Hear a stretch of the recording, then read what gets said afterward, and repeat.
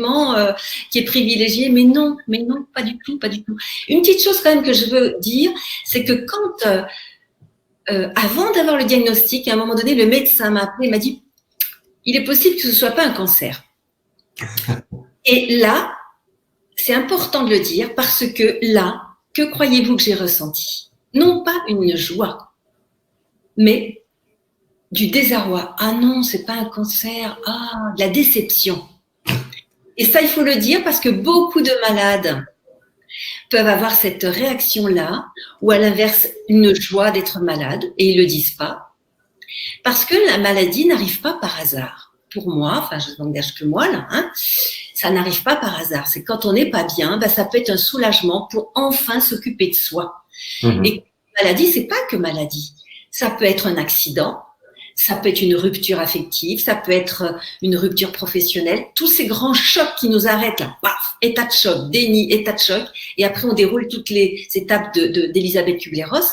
Et ben là, oui, c'est une opportunité pour aller vers autre chose. La vie, elle nous enseigne comme ça. Tant qu'on est un peu sourd à entendre les choses sans que ce soit violent, eh ben, ça nous est dit d'une manière violente. Donc voilà, pour répondre à ta question, il n'y a pas eu de traitement. Et le médecin pensait de toute façon me faire une transplantation hépatique, sauf que j'ai fait à fond tout ce qui m'a été enseigné. Mais quand je dis à fond, je me rends compte que j'y suis allée à fond, à 150%. Et j'ai utilisé tous les outils qu'on m'a enseignés. Et un jour, j'allais faire mes contrôles sur Paris, échographie, etc. Et je me suis dit que de toute façon, quoi qu'il arrive, c'est au bout d'un an. Maintenant, même si je meurs, même si mes nodules grossissent, même si je meurs, c'est OK. J'avais accepté. Non pas une fuite avant en disant je vois pas ce que je peux faire de la vie, je peux mourir. Ça, c'était passé, ça. Je m'étais réinvestie dans la vie et j'avais plus envie de mourir là.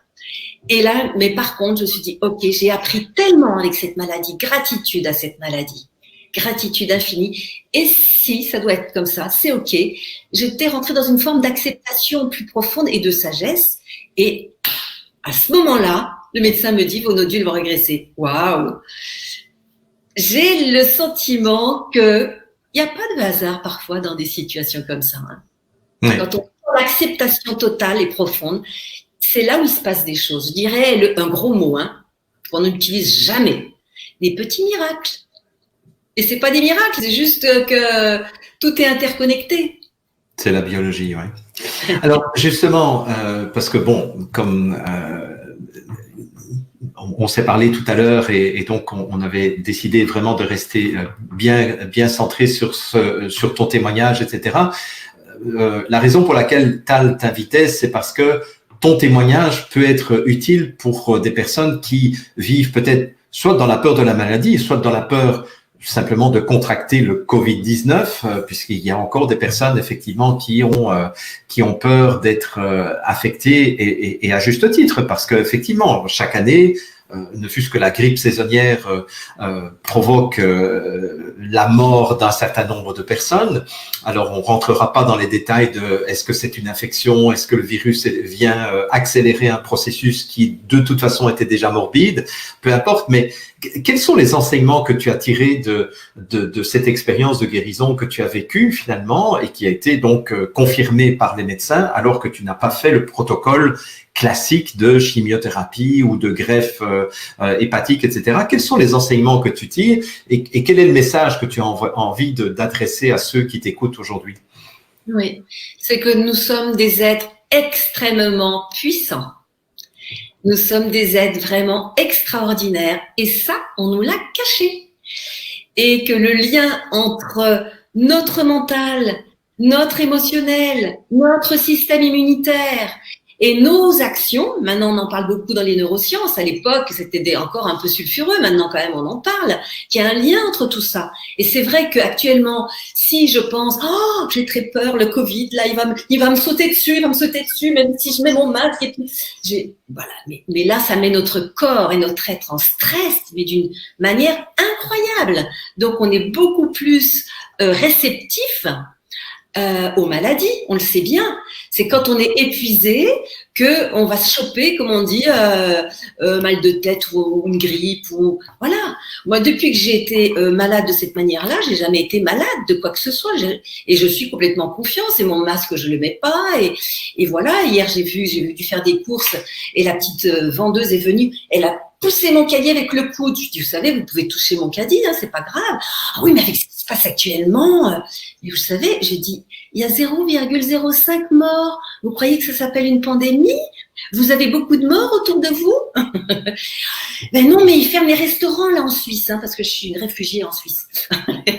Ils ferment les... Ben je dis oui, ils ferment les restaurants. Mais comme ça, on va être dans la peur et puis peut-être qu'on acceptera plus facilement tout ce qu'on va nous dire, y compris le vaccin.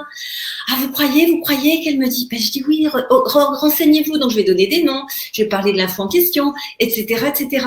Et plus on devient conscient de ce qui se passe, et plus on cherche la vérité, on la trouve, et là, ça amène une pêche incroyable.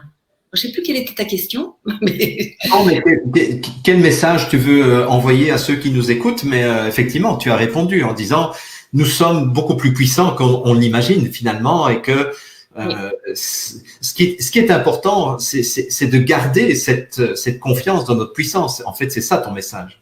Nous sommes des êtres infinis. Nous sommes, pour d'autres, ils vont dire des êtres divins. Pour d'autres, vont dire des êtres extraordinaires.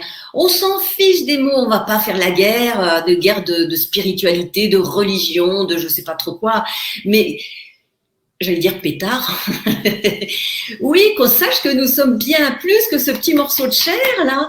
Nous avons d'infinies capacités.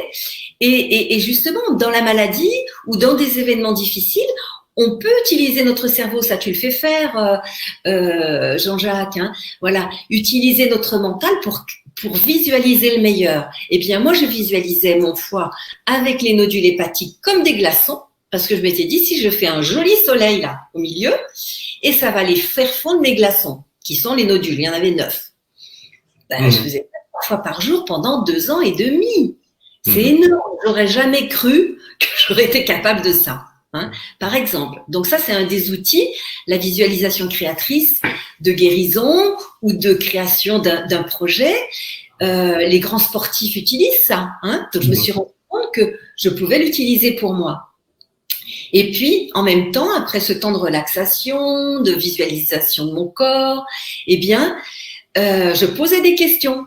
À l'époque, on me disait la sagesse intérieure. On peut l'appeler, quel que soit le nom, hein, son double quantique, sa sagesse intérieure, sa petite voix, ses guides, qu'importe. Il faut pas se faire la guerre non plus pour les mots. Mais savoir que oui, quand nous posons des questions, et surtout quand nous ne répondons pas avec notre petit mental qui a toujours envie de répondre. Et en fait, notre mental, il répond avec quoi? Avec ce qu'il connaît du passé.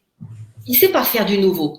Donc, c'est important de ne pas répondre, surtout, et de laisser les réponses venir d'une émission de radio, d'un film, ou à l'instant. Moi, quand je posais la question, est-ce que je vais guérir? Immanquablement, ça me disait à l'intérieur, oui, tu vas guérir, aie confiance. Et je me disais, jamais je pourrais en parler à personne, on va me dire que je suis folle. Parce que j'avais voulu vraiment m'intégrer dans cette réalité-là, dans cette réalité très basique, et j'en avais perdu toutes mes capacités intuitives et de connexion. Sauf que quand j'ai voulu revenir à ça, mais ça revient naturellement, c'est comme le vélo, ça ne s'oublie jamais. Chacun peut revenir à ces connaissances intrinsèques qui est là entre chacun de nous si on ne regarde pas la télé tout le temps là. Si on dit hey, toi tu peux te taire et moi je m'écoute. Et quand je posais les questions, je détaille un peu comme ça pourra donner des idées à ceux qui nous écoutent. Donc qu'est-ce que je dois faire pour guérir? Et il y avait un gros panneau qui s'était accroché là et c'était aimer, manger, jouer. Waouh, mais qu'est-ce que c'est que ce truc? Aimer parce que je ne m'aimais pas. Je m'occupais des autres, j'étais travailleur social, mais je ne m'occupais pas de moi et je prenais pas les bonnes décisions pour moi dans ma vie. Et là, j'ai tout changé. Aimer, manger, je mangeais extrêmement mal, beaucoup de viande, peu de légumes et pas de fruits. Et les petites viennoiseries de 11 heures et les bonbons ne me faisaient pas peur. Voilà. Et jouer, ben voilà, ma vie était très sérieuse et je voulais être une bonne mère, une bonne épouse, une bonne fille, etc. Et je m'épuisais. Et ben voilà.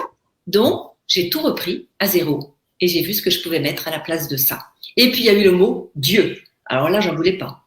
J'en voulais pas du tout, puisque j'avais tout jeté avec l'eau du bain à l'adolescence. Et petit à petit, je me suis réapproprié. Qu'est-ce que ça veut dire Dieu? Qu'est-ce que c'est que ça? Voilà. Et je suis revenue mettre de la conscience. Il y a le mot spiritualité, mais on peut aussi remplacer par le mot conscience, parce que spiritualité, parfois, c'est un petit peu cuicui les petits oiseaux. Hein. C'est amour, paix, lumière. Et on peut se perdre aussi à ce niveau-là. Donc, physique, émotionnel, mental et spirituel, tous ces étages-là, je les ai réhabités de manière équilibrée, alors que c'était complètement déséquilibré dans ma vie. Et je vais montrer ce petit schéma-là, parce que c'est parlant. Pour moi, c'est comme ça. Le schéma de l'être, hop là, voilà. L'être, le rouge, c'est le physique, le jaune, c'est l'émotionnel, le bleu, c'est le mental, et le violet, c'est le spirituel ou la conscience. Et quand on n'équilibre pas tous ces étages-là, ben la maison s'écroule. Elle s'écroule sur quoi? Sur le physique. Et moi, ça s'est vraiment écroulé sur mon physique. Voilà, ça c'est dans Bien. le petit livre Oser guérir. Voilà, c'est ça. Pour terminer, donc montre juste la couverture de ton livre, puisque tu as écrit un livre pour partager tout cela. Donc c'est sortir. Et... Ah, ça se met on voit vraiment le titre. Alors, attends. Oser guérir de Nelly Kiel. Voilà. Guérir de Nelly Kiel. Pour l'instant, vous le trouverez pas, si vous le voulez. C'est Oser guérir son corps, son cœur, ses relations, sa sexualité et sa planète. Parce que oui, pour guérir, moi, ce qui m'a aidé à guérir, c'est de co-créer un monde d'humanité par la paix, par l'amour, la joie, la conscience. Et c'est cet engagement à cette humanité, cette planète qui m'a donné envie de guérir. Si on guérit que pour son petit moi et son petit ego, bah, c'est plus compliqué quand même. Hein.